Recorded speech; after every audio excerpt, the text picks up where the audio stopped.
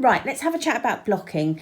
Once you've got your strips to this stage, so you've got 4 strips of 5 squares, we do suggest giving them a block. And you can see why if I just move these things out of the way for the moment. First of all, they're kind of not 100% straight, are they? Sort of going off at a bit of an angle. And blocking will sort that all out so they are nice and flat, a little more drapey. I know you don't need too much drape for mittens, but you know, the fabric will just sort of change the feel a little bit, and it's lovely. And it means it'll be easier sort of to join it all together when the time comes. So how do we go about it? What do we need?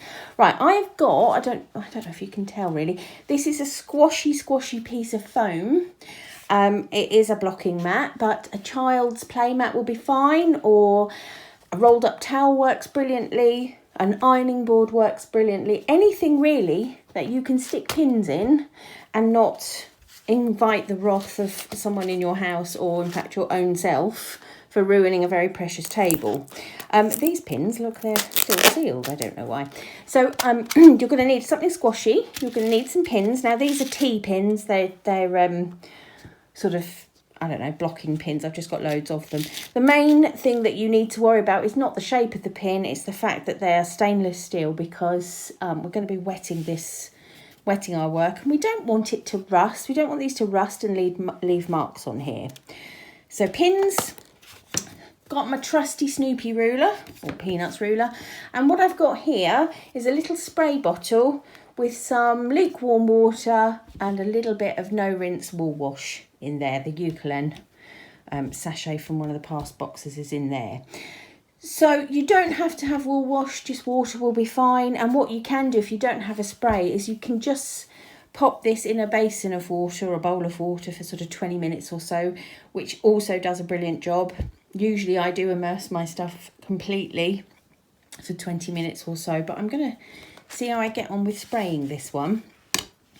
Right, so to start with, this time I'm going to spray it completely first before I start pinning it, because like I said, I do like to work with normally with completely soaked yarn, and you can't tell too much, but that is kind of damp now, so I might damp it a little more when I've pinned it out. So that's damp. It's already, you can see it's already sort of sitting flatter. It's already inclined to sit a little bit flatter. And what I need to do now is I need to start pinning them so that they are nice and straight. But this is where good old Snoopy comes in, because I don't want to be stretching, because it will stretch. If I get a pin in there and pull it, you can see it will stretch a fair old way, and I don't want it to go too far. It doesn't matter too much if they're a little bigger than the prescribed size, because that just means you're going to get a sort of slightly looser mitten. And I've got a generously sized hand, so I don't mind too much if that gets a little wider. But if you look there, you can see that I've pinned that at a width of 4 centimetres. Just about. There's a tiny bit going over each edge, and I'm okay with that. So if I've got 5 squares here, this whole thing up here should be about 20 centimetres long. So I'm going to hold my ruler. I'm lining my pin up here with the 20 centimetre mark. Can you see how short that is at the moment? Okay, it won't be, because what I'm going to do is pull that up to the 20 centimetre mark, okay, and leave that there. That's just my first starting point, okay, my first starting point. And then what I'm going to do as I pin, I'm going to make sure each of these squares are the size they need to be. So the squares need to be 4 by 4, and I'm going to go up my squares from the bottom to the top, just making sure that they are sort of pinning at the 4 centimetre point.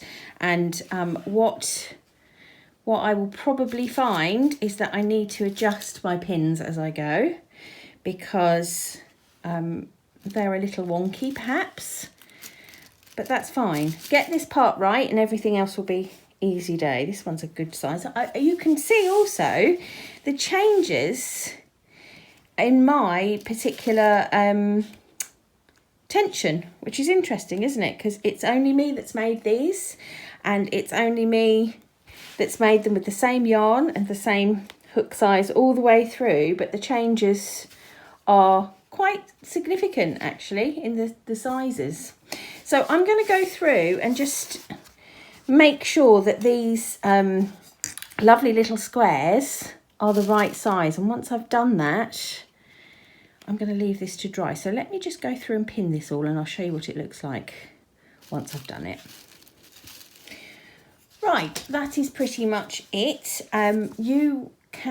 You'll do a much better job than me, because I'm trying to do it through a camera lens, so it's quite wonky.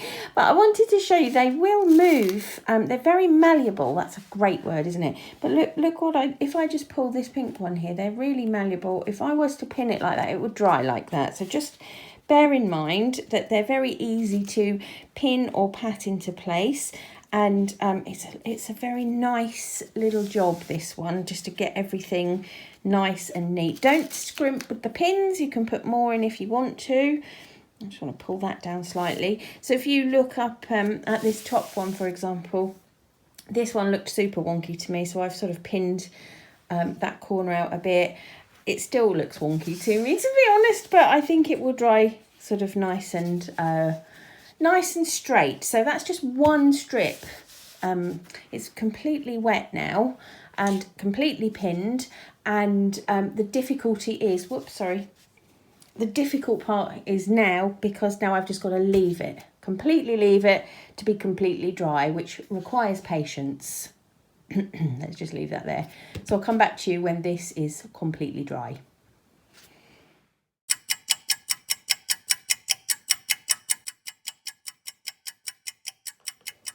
It's dry.